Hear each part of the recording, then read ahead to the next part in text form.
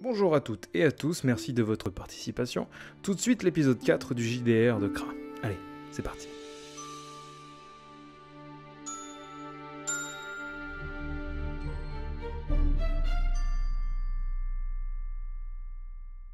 Vous avez réussi à rentrer dans la taverne en forçant la porte, laissant entrer par la même occasion une créature. Dans la panique générale, vous vous apercevez que votre hache a été tirée de ses liens devant la porte de l'auberge. Alors que vous sentez votre déshonneur monter en vous, vous assistez à une scène atroce. Une jeune femme se fait enlever par les créatures. Seul un taurien essaye de fracasser le crâne de la créature à l'aide d'un tabouret, mais sans succès. Elle finit par partir. Et vous retrouvez votre jeune garçon qui s'empresse de vous coller, alors que les gens de la taverne avancent vers vous pour prendre l'enfant et se venger. Pris au piège, vous vous empressez de prendre le tisonnier à côté de la cheminée. Malheureusement, un sang mêlé comprend la scène et se rue vers vous au même moment. Votre réflexe est de frapper sur votre retour. Le tisonnier fait mouche, lui cassant le nez et le côté du visage. Du sang vient éclabousser les personnes derrière lui. Ça les a excités plus que calmés. Vous voyez le taurien s'avancer vers vous, avec à la main toujours le même tabouret. Tout le monde s'écarte sur son passage. Plus il avance et plus il a l'air grand, et plus le sol tremble. Vous vous préparez comme vous pouvez. Il donne un coup vers le bas. Vous arrivez à esquiver vers la droite. Le tabouret fracasse le sol. Vous vous retrouvez dans l'angle de la pièce. Le tisonnier à la main, vous tentez une estoc sur le taurien. Malheureusement, elle échoue.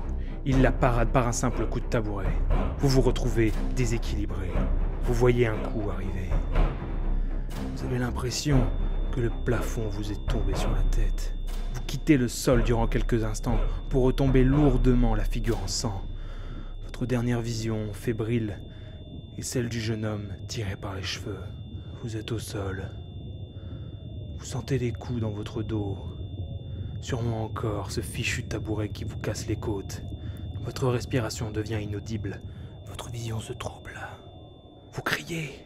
De votre main, vous essayez d'attraper quelque chose, mais elle se retrouve aussitôt écrasée. Puis tout s'arrête. Enfin. Vous entendez deux personnes qui vous parlent, mais impossible de leur répondre. Ils vous portent. Les gens crient.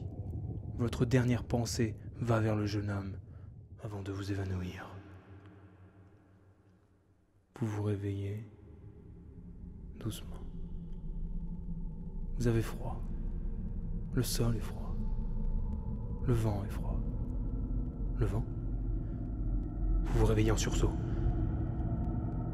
Les murs et le sol sont de pierre noire et humide. La pièce fait 3 mètres carrés. Et à la place d'une porte, il y a une grille. Vous vous apprêtez à vous lever pour aller à la porte, mais vous écroulez aussitôt.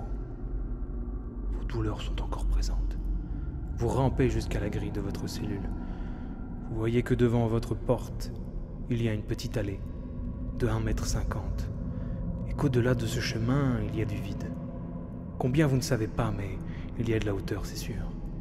Il y a beaucoup de cellules dans cet endroit. Vous observez et comptez dans cette grotte. Il y a des rondes de garde toutes les heures. Il est seul à faire sa ronde. Vous restez là plusieurs heures, plusieurs jours, à observer les rondes, encore et encore. Ils n'ont pas tous les clés sur eux.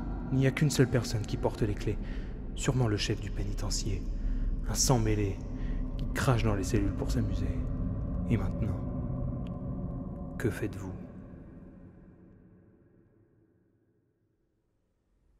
Je me lance sur la porte à plusieurs reprises. Elle finira bien par casser. Un jour. Ou alors, je fais le mort dans ma cellule pour qu'ils ouvrent.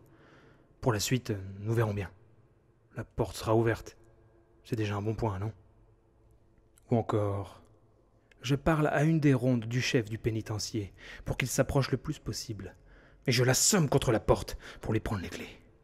Ou alors, je hurle. Toute la journée. Toute la nuit. Toute la semaine. Ils finiront bien par en avoir marre de m'entendre, non? Ou alors, je suis prince Gildi. Ça va mal se mettre lorsque mon père va le savoir. Je demande une visite du seigneur des terres tout de suite.